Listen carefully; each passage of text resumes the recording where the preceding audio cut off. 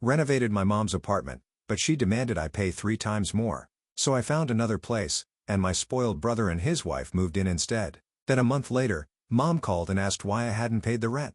I've always been the practical one in my family. While my older brother Bart was busy chasing his dreams of becoming a successful businessman, I focused on climbing the corporate ladder step by step. That approach finally paid off when I landed a position at Crawford & Associates with a salary that made my previous job look like pocket change. The only downside? The commute was killing me. 2 hours each way meant I was spending 4 hours a day just getting to and from work. After 2 weeks of this nightmare, I knew I had to find a place closer to the office. That Saturday, I went to my parents' house for our traditional family dinner. Mom was in the kitchen, stirring something that smelled amazing, while Dad sat in his favorite armchair, reading the newspaper. It felt like every other Saturday dinner we'd had since I was a kid. "How's the new job going, honey?" Mom asked as she placed a steaming casserole on the table. "Actually, really good," I replied, helping her set the table. "The only problem is the commute. I'm looking for a new place to rent closer to work." That's when I noticed my parents exchange one of those looks they've perfected over their 30 years of marriage. Mom wiped her hands on her apron and sat down. "You know, Amber," she said, "we might have a solution for you. Remember Grandma Helen's old apartment? The one I inherited? Our tenants just moved out last week, and it's literally a 5-minute walk from your new office." I nearly dropped the fork I was holding. Of course, I remembered that apartment. I'd spent countless weekends there as a kid when Grandma Helen was still alive. It was a cozy 2-bedroom place in a quiet neighborhood, with huge windows and a small balcony where Grandma used to grow her beloved petunias. "How much would the rent be?" I asked, trying not to sound too eager. Mom named a figure that made my eyes widen. It was about 1.5 times less than the average market price in that area. "We'd give you a family discount, of course," she added with a smile. "I'll take it," I said immediately, not even trying to negotiate. The location was perfect, and the price was unbeatable.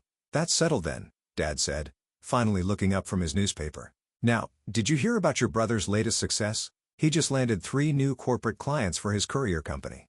He's really making it big in the delivery business." And just like that, the conversation shifted to their favorite topic, Bart's achievements. I sat there, pushing food around my plate, nodding at appropriate intervals as my parents gushed about how their son was becoming a successful entrepreneur. It was always like this. Bart was the golden child, the risk-taker, the one who dared to dream big. I was just Amber.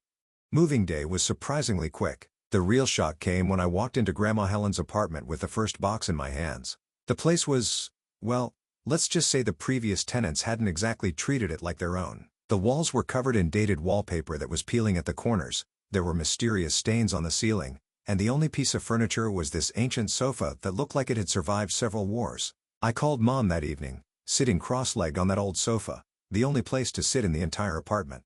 "Hey, Mom, would it be okay if I did some renovations?" She sounded distracted, probably watching one of her cooking shows. "Oh, sure, honey, just don't make it too bright. You know how I feel about those trendy neon colors everyone's using these days." I had to laugh at that. "Mom, have you ever seen me wear anything brighter than navy blue? Trust me, I'm thinking more along the lines of earth tones and neutrals." That night, I dove deep into the internet, browsing through interior design websites and Pinterest boards. I created a whole mood board with my vision, warm grays, soft beiges, and the occasional deep blue accent. Everything would be understated but elegant, comfortable but put together. Just like me, I guess. The next few months became a blur of work and renovation. I'd come home from the office, change into old clothes, and get to work. First came the wallpaper removal. Then there was the painting, which taught me that just one more coat is rarely just one more coat. Furniture shopping became my new weekend hobby. I'd spend hours in stores testing sofas, measuring spaces, and comparing prices. Piece by piece, I built my home.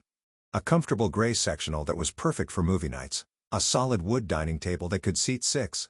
A plush area rug that tied everything together. The transformation took 6 months of weekends and evenings, but finally, it was done. Looking around at my finished apartment, I felt a surge of pride so strong it almost brought tears to my eyes. I had done this. When Mom came to see the finished result, I was nervous. She walked through each room slowly, running her hand along the new kitchen countertops, examining the carefully chosen light fixtures, studying the subtle pattern on the wallpaper in the bedroom. "Amber," she said finally, turning to face me, "this is remarkable." I nearly fell over. Mom wasn't exactly free with her compliments, especially when it came to me. But there she was, actually smiling, actually impressed. "You did all this yourself?" she asked, gesturing around the living room. I nodded, trying not to look too pleased with myself. Well, YouTube tutorials helped a lot. It's beautiful, she said, and then did something she hadn't done in years. She hugged me. A real hug, not one of those quick, obligatory ones she usually gave me at family gatherings. 2 weeks later I headed to another family dinner, practically bouncing with excitement. I'd gotten a promotion at work, senior account manager, with a nice salary bump and my own team to lead. I couldn't wait to share the news. "Mom, Dad," I said during a lull in the conversation, "I have some good news. I got promoted at work." Mom barely glanced up from her plate. "That's nice, dear." She turned to Dad, her voice dropping. "Have you heard from Bart today?" That's when the real dinner conversation started. Turned out my brother's courier company was in trouble. A bigger competitor had moved into town, some national chain with fancy tracking apps and lower prices. Bart's clients were jumping ship faster than rats from a sinking vessel. "We're going to help him," Dad announced, pushing his plate away. "We've decided to take out a loan." I nearly choked on my water. "A loan? Look, maybe this is actually an opportunity. If he can't compete with this bigger company, maybe it's time to try something else. Starting over might be better than throwing good money after bad." The silence that followed was deafening. Mom and Dad exchanged one of their looks, not the fond ones they usually shared, but the kind that said they were disappointed in me. Again. "You don't understand business, Amber," Dad said finally, his voice stern. "You've always played it safe with your office jobs. Your brother is an entrepreneur. He takes risks. Family always helps family," Mom added firmly. "That's what we do." I opened my mouth to argue, then closed it again. What was the point? They'd already made up their minds. I could have told them I'd discovered the cure for cancer, and they'd still be more concerned about Bart's delivery vans. The next 6 months were like watching a slow-motion car crash. Mom would call occasionally to update me on this situation, though I never asked. The loan they took out bought Bart some new vans and helped him lower his prices, but it wasn't enough. The competitor kept expanding, kept taking clients, kept pushing their fancy app and next-day delivery promises. Then came the call I'd been expecting all along. "Your brother's company went bankrupt," Mom said, her voice tight with emotion. "He and Sarah have moved in with us temporarily, just until they get back on their feet." I gripped my phone tighter, thinking about my quiet prediction at that dinner 6 months ago. "I'm sorry to hear that," I said, because what else could I say? "I told you so?" "They're sleeping in your old room," Mom continued. "Sarah's taking it pretty hard. You know how she's about appearances." Yeah, I knew how my sister-in-law was. Sarah had always looked down her nose at my simple office job, preferring to remind everyone at family gatherings that she was married to a CEO. I wondered how she was handling living with her in-laws now.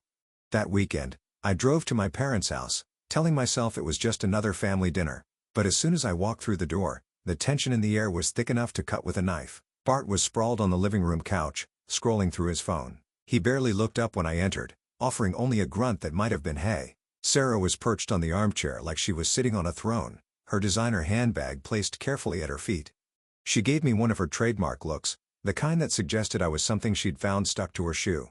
"Dinner's ready," Mom called, and we all gathered around the table. I should have known better than to hope for a quiet meal. Bart launched into what felt like a rehearsed speech about his business troubles before I'd even picked up my fork. "I had everything under control," he insisted, gesturing with his knife. The business was growing. We were expanding. Then these corporate vultures moved in with their fancy technology and deep pockets. "They probably spent $1 million on marketing," Sarah added, pushing her food around her plate. "How is a small business supposed to compete with that?" "Exactly." Bart slammed his hand on the table, making the glasses rattle. "They're just bullies with bigger budgets. And don't get me started on those idiots at the bank who wouldn't extend our credit line. Complete morons who wouldn't know a good business opportunity if it bit them in the maybe." I interrupted, unable to help myself. "This is just how business works? Competition is part of the game.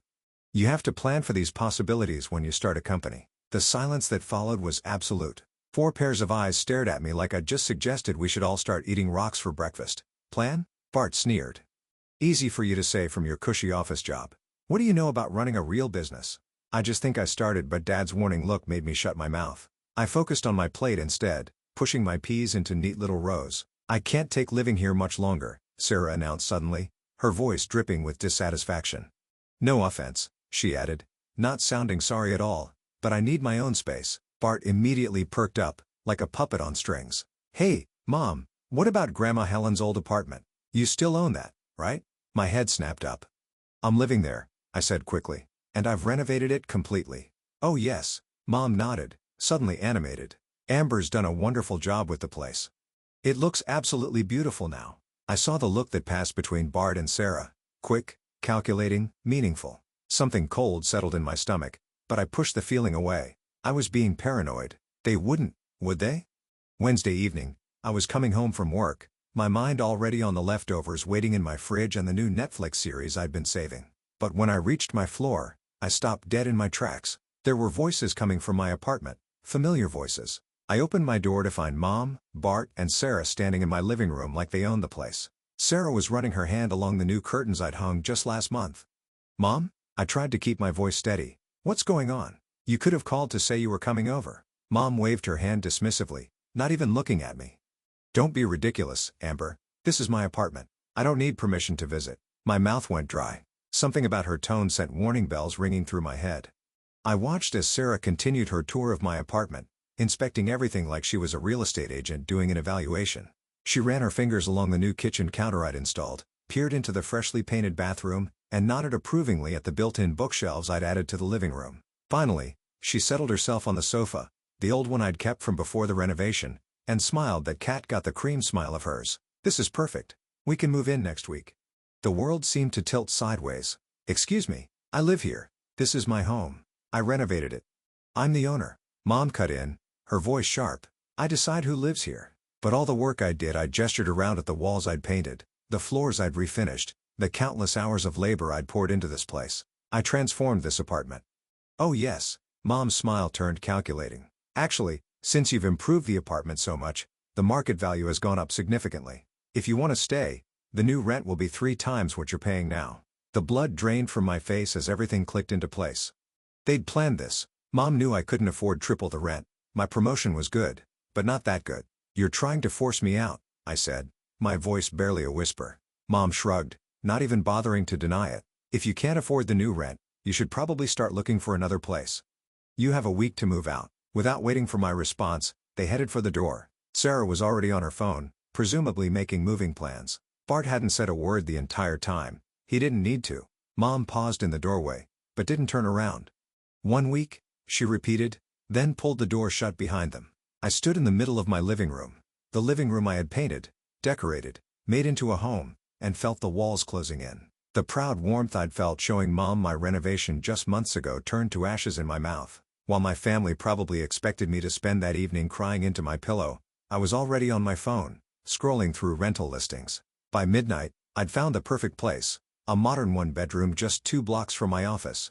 The rent was higher than what I'd been paying Mom, but I didn't care. First thing Thursday morning, I called in sick to work for the first time in 3 years. By 9 a.m., I'd toured the new apartment. By 10 a.m., I'd signed the lease and paid the deposit. The landlord, a no-nonsense woman named Janet, raised an eyebrow when I asked if I could move in immediately.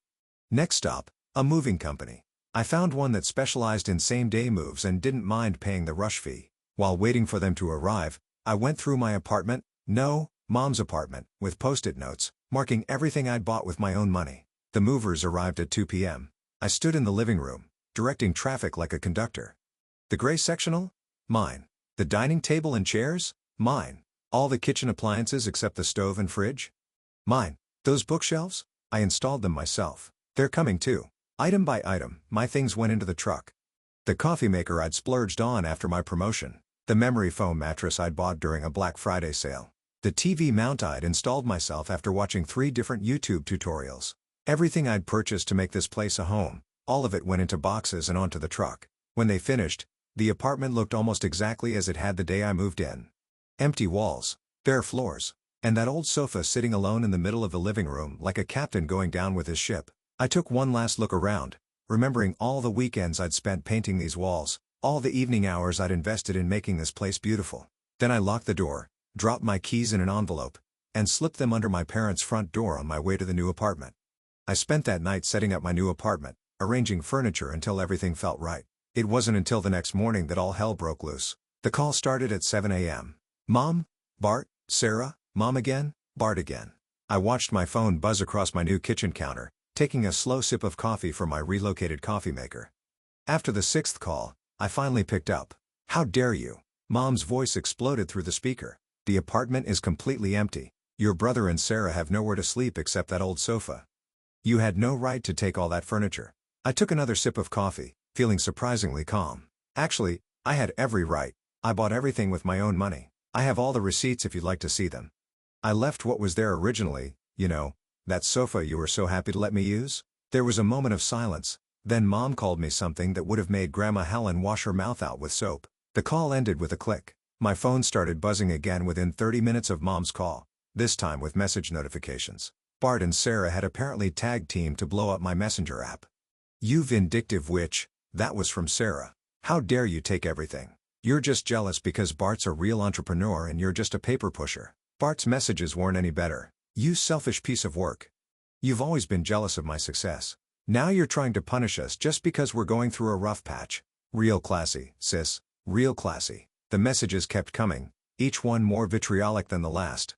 According to my dear brother and his wife, I was greedy, heartless, vindictive, petty, cruel, selfish, and, my personal favorite, a soulless corporate drone who wouldn't know family loyalty if it bit her in the face. I read each message once, then closed the app without responding. Instead of engaging with their drama, I threw myself into settling into my new place. I arranged my furniture, decorated the walls, and started building a new life. A month passed without any contact from my family. I'd love to say I didn't think about them, but that would be a lie.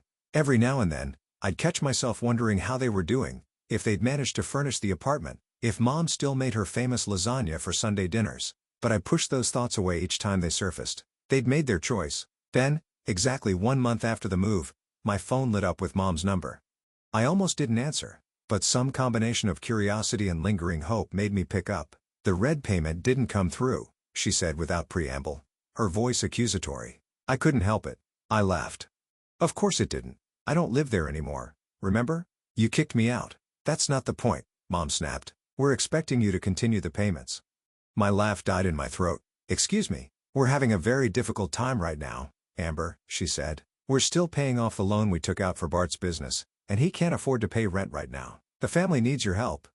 "Let me get this straight," I said slowly, gripping my phone tighter. "You kicked me out of the apartment so Bart and Sarah could move in, and now you want me to keep paying rent for an apartment I'm not living in, just so they can live there for free?" "Family helps family," Mom said, as if that explained everything. "You know we're struggling with the loan payments, and Bart's still trying to get back on his feet."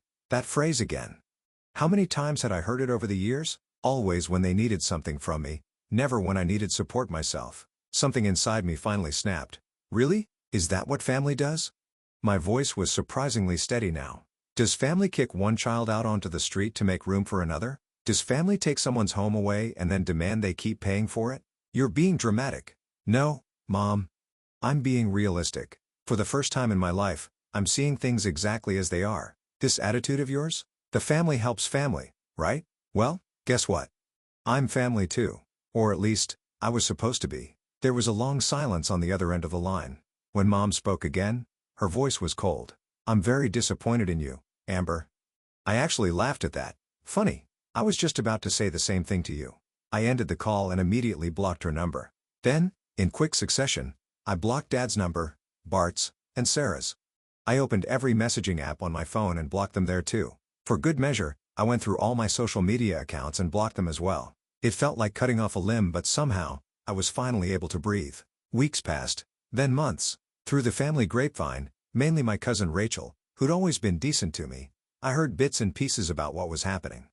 Bart had apparently come up with another brilliant business idea. Something about artisanal pet food delivery, or maybe it was organic food subscription boxes. Rachel wasn't quite sure. My parents were making the rounds, asking various relatives for startup money. Most of them had enough sense to refuse.